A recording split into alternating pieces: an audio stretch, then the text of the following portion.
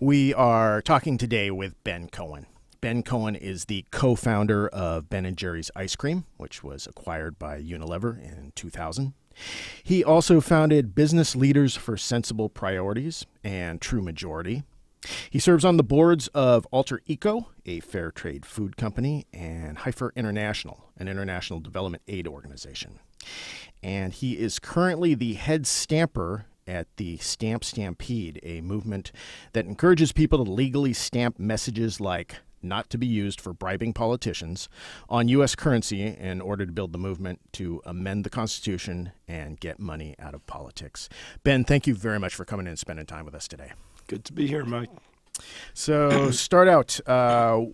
You are here in town representing the Stampede and doing some work with a local initiative, Initiative 1329. Can you talk about that? Yeah. The Stampede, of course, is a national organization, and we encourage people all over the country to get our stamps that they can get online at stampstampede.org and stamp paper currency as a way of building the movement to get money out of politics by amending the Constitution and passing federal and state legislation.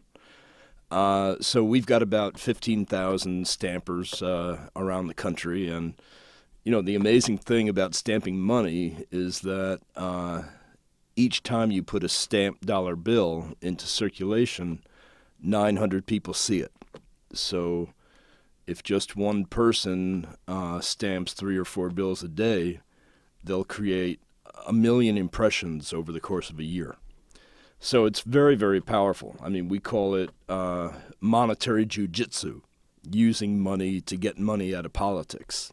And it's also kind of a petition on steroids. I mean, normally if you want to make your voice heard in the political process, you can sign a petition and hopefully somebody might see it sometime.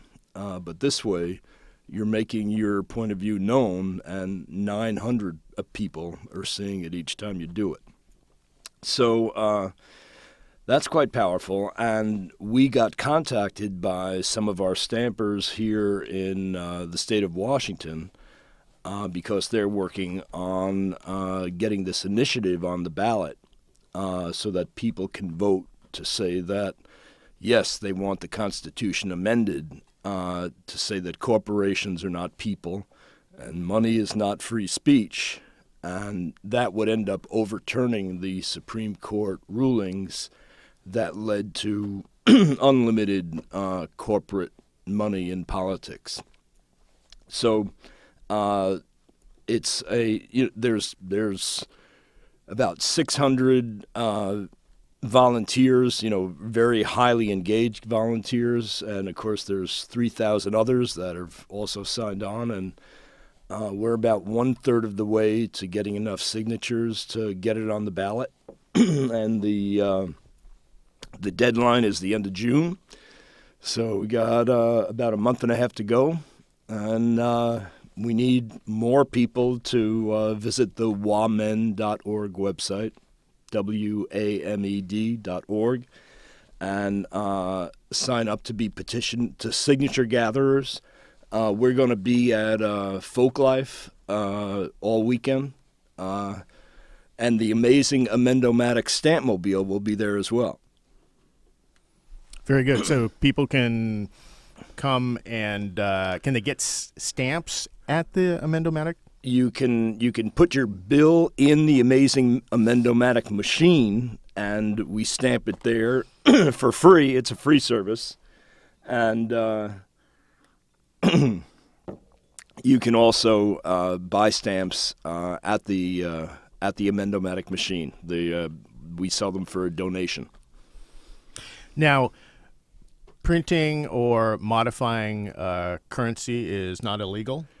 We like to call it decorating, adorning. Yeah, no, it's not illegal. It's interesting, about half the population thinks that it is, but if you read the actual law, it's very detailed about what is not legal in terms of doing something to paper currency. And It says that it's not legal to cut it. It's not legal to punch holes in it. It's not legal to totally obliterate it so that it no longer looks like currency. Of course, you can't change the denomination, and you're not allowed to advertise your business on it. But other than that, you can do it. All right. So can you talk more about the move for a 28th Amendment? I know there's a lot of states that are pursuing this as well. Yeah, that's right. The movement is gathering a lot of steam. Since the Citizens United ruling 2 or 3 years ago, there have been 16 states that have voted in favor of this amendment, 2 of them by ballot initiative. That would be Montana and Colorado. And there's 150 members of Congress, senators and congressmen, that have signed on to an amendment. About 550 municipalities have voted in favor of an amendment. And just this week, it was announced that the Senate committee in charge of this will bring it out of committee and bring it to the floor of the Senate for a full vote of the Senate, which is, an amazing step in the movement to amend the Constitution. It's really a giant leap forward for us. And what also happened last week, Vermont became the first state in the Union to vote in favor of a constitutional convention to get money out of politics. So there just continues to be more and more pressure on Congress to do something, and that signals a lot of success for the movement. Now, isn't Vermont the state you're out of? Vermont is the state I'm out of. We're very proud of Vermont. Vermont also passed the first in the nation GMO labeling law. So is it a pretty progressive state overall? It goes both ways. We do happen to have an amazing Senator, Bernie Sanders, who's, near as I can tell, the most progressive member of the Senate.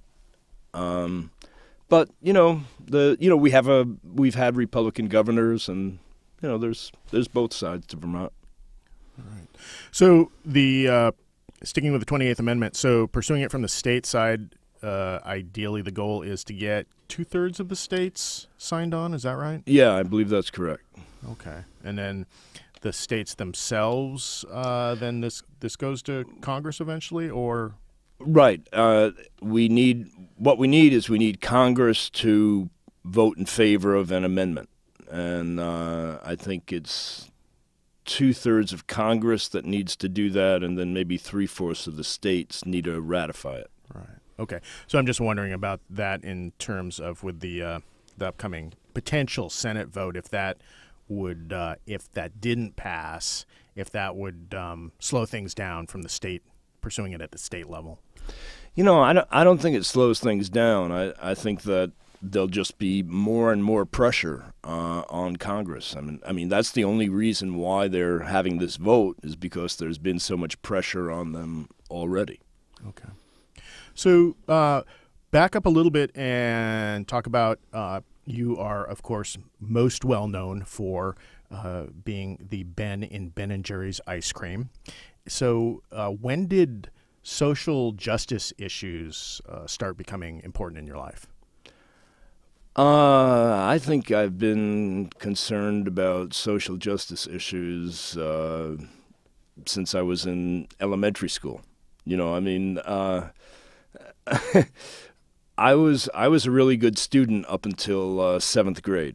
And so I really, really listened to the stuff they teach you in elementary school about equality and fairness and justice and one man, one vote and equal opportunity. And, as I was growing up, I would see things that showed that a lot of times that's not really true.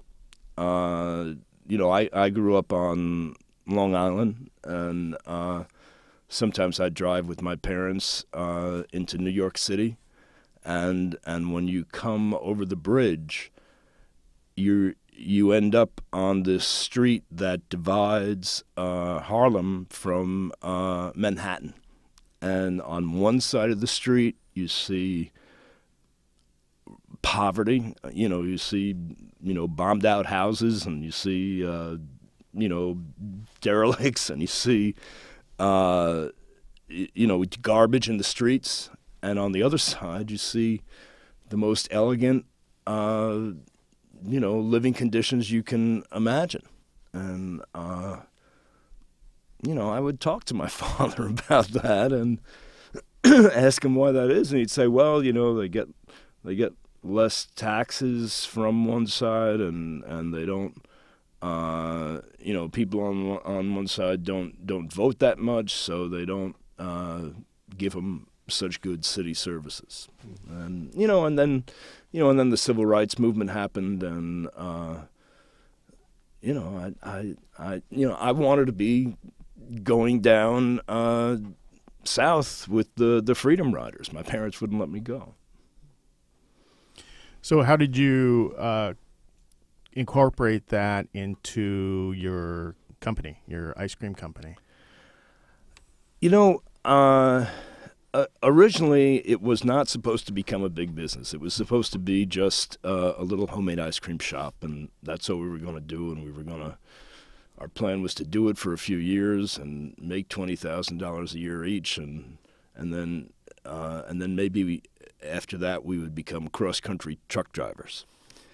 And because we ended up opening in Vermont, which is incredibly cold. When it came wintertime, we couldn't really sell any ice cream. And so we started selling tubs of 2.5-gallon bulk containers to restaurants. And that kind of got us into the wholesale business. And then, it turned out that when we finally were selling more than I could fit in the back of my VW Squareback, we got this old antique ice cream truck with 250,000 miles on it, and it kept on breaking down, and the costs to repair it were more than we were taking in, and we were about to go out of business. And in a last-ditch effort, we started packing our ice cream in pint containers to see if we could drop it off to mom-and-pop grocery stores for them to sell it. And that's what turned the corner for the business. And the rest, of course, is ice cream history. But along the way, there came a point when, the business was at a level of about $3 million. And Jerry and I looked at ourselves and we said, what's going on here? We're not ice cream men anymore. We're businessmen, and we're not spending our time scooping ice cream and making ice cream anymore. We're spending our time dealing with lawyers and accountants and hiring and firing, and we're just becoming another cog in the economic machine that tends to oppress a lot of people. And our first reaction was to sell the business, and then I ran into this old eccentric restaurateur that I was getting to know, and I told him what was going on, and he said, Ben, how could you possibly sell the business? The business is your baby. It has so much incredible potential ahead of it. And I said, Maurice, you know what business does. It exploits the community. It exploits its workers. It exploits the environment. And he said, Ben, if there's something you don't like about the way business is done, why don't you just do it different? And so we decided to do that. We decided to conduct this grand experiment that actually we thought was going to fail, to use our business as a force for progressive social change. And it worked. What do you know? I mean, at the beginning, it was really controversial in terms of the board and, all these other business experts, professors and business schools were saying we were crazy and that it wasn't possible, and that if you try to, address social problems with your business, you're going to spend money doing that and you're going to go out of business. And, what we discovered was, there's this universal law. As you help others, you are helped in return. And what we discovered was, as your business helps the community supports your business. And that it's based on a set of shared values, and that when you make a connection with a customer based on shared values, it's an incredibly strong connection, and it builds amazing customer loyalty. And what can I say? As you give, you receive. As you help others, you're helped in return. It works that way for businesses. It works that way for people. It would work that way for our country if our country would only start, helping other countries instead of trying to suck profits out of them and focus on military might. So, touch on a couple of things that your company did back when you were running it. Didn't you have like a pay equity within the company between what the top person made and what the... We had a compressed salary ratio. So at the beginning, and it was modeled on the Madrigan co-op in Spain.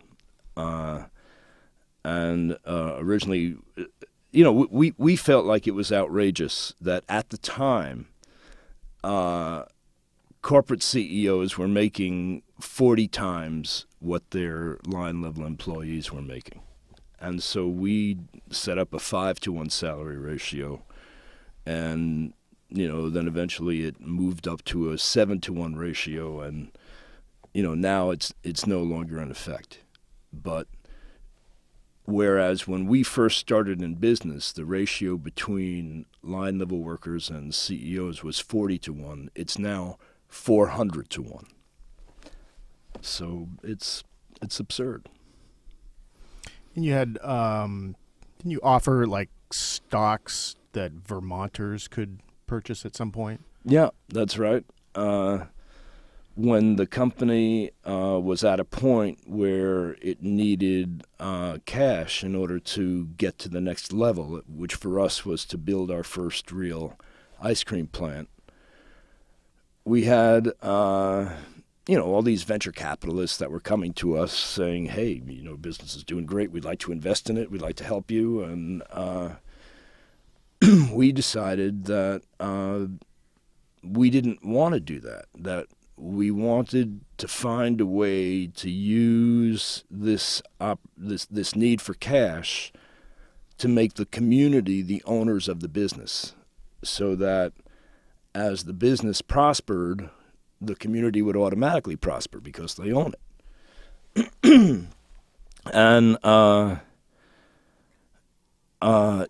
course, so we consult with our accountant, we consult with our lawyer, and they tell us, you're crazy. You can't do that. There's never been an in-state public stock offering in Vermont, and that Vermont doesn't have very many people. There's only 600,000 in the whole state, and them that's there don't really have much money. And so you should take the money from the venture capitalists because, once they're invested in your company, if you need more money, you can go to them and they'll give you more. And we said, well, we don't care. We don't want to do it that way. And I ended up, so the lawyer wouldn't do anything.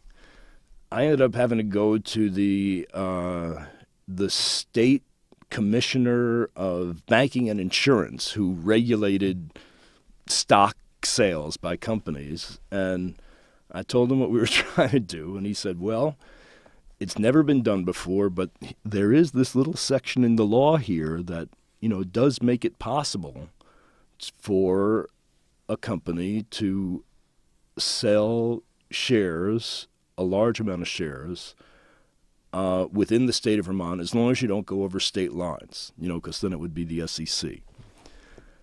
So we said, yeah, all right. And so Jerry and I registered as stockbrokers, and we did a road show around the state of Vermont, showing up at hotel meeting rooms and giving a little dog and pony show about what we were looking to do with our money. And the big thing was that we deliberately had a very low minimum buy of $126, so that people from virtually all economic strata would be able to participate. You know, this was essentially an IPO, and it's usually only limited to sophisticated investors that have, you know, like a minimum of $5,000 or something like that. And you know, and they, you know, and the accountants and lawyers were telling us that, you know, you're crazy for doing that. You know, that it's going to cost you so much money to service these guys, whatever. So anyhow, at the end of the offering, we sold it out,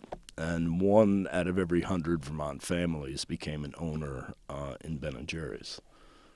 And do they still have some degree of ownership now that Unilever's in charge of the company? No, they don't have any. Okay. They don't have any ownership, but they have a bunch of money. Yeah, okay. So when did you start forming other organizations outside of your company then, like True Majority? How did that come about?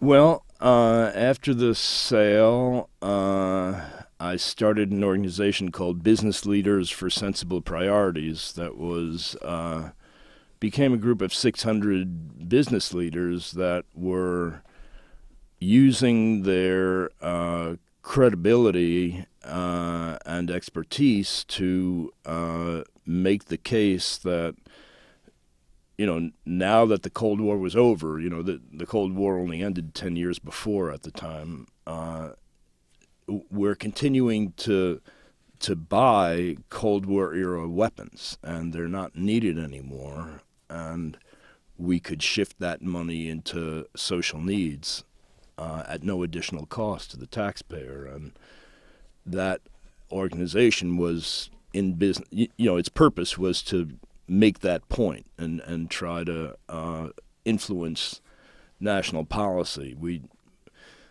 And so as a part of that, you know, it was during that time that the internet came into being, and we realized that, yeah, we were trying as business leaders to get this message out there, but it would really help if there was constituent pressure on politicians. And so we formed True Majority as a way for regular people to, you know, get in touch with their politicians and talk about what they wanted. And so when I get an email from you through True Majority, is that one that you're actually initiating? Not really. You know, True Majority merged with U.S. Action, which was a pre-existing citizen action organization that needed an online component, and so now it works mostly through U.S. Action. So, and of late, it looks like one of your latest endeavors is the People Power Initiatives. Well, People Power Initiatives is the parent organization for the Stampede. So People Power Initiatives is really just a legal entity, and the actual initiative, the work that we do, is the Stampede, which is stampstampede.org, and you can go to that and you can buy a stamp online. It's a nonprofit organization, and you know, just because, Mike, you are such an incredible guy, and that I'm having such a good time here, I would like to give to your listeners my personal discount code, which is BC25. So you can, if you go online to get a stamp, you can enter my discount code BC25 and you get 50% off. So, you know, it's a good deal. And, you know, stamping money is incredibly effective, and it's kind of fun, and you can do it wherever you feel like doing it, whenever you feel like doing it, with whoever you feel like doing it with, alone or at home or in a bar, a coffee shop, restaurant. It's a beautiful thing. It kind of, one of the terms we hear people responding to with Citizens United saying, no, money is not free speech, but in a way, what you guys are doing with stamping the money and recirculating it, in this particular vein, I think it actually becomes true that then these dollar bills, money becomes free speech. Right. We're turning money into media and using money to get money out of politics. You know, I want to show you the latest in rubber stamp technology, which is the executive model pocket stamp. It fits in your pocket, and you push this little button, and it slides out, and it's like the switchblade of rubber stamps. I can see you looking really interested. It's a really cool thing, isn't it? Because I remember the ones that you'd have like a special ink pad, you know, that you would open and the ink pad would dry out, and then you'd like stamp something and it would never look that good. And right, we have advanced. Yes, we have made incredible advances. The ink pad is contained on here.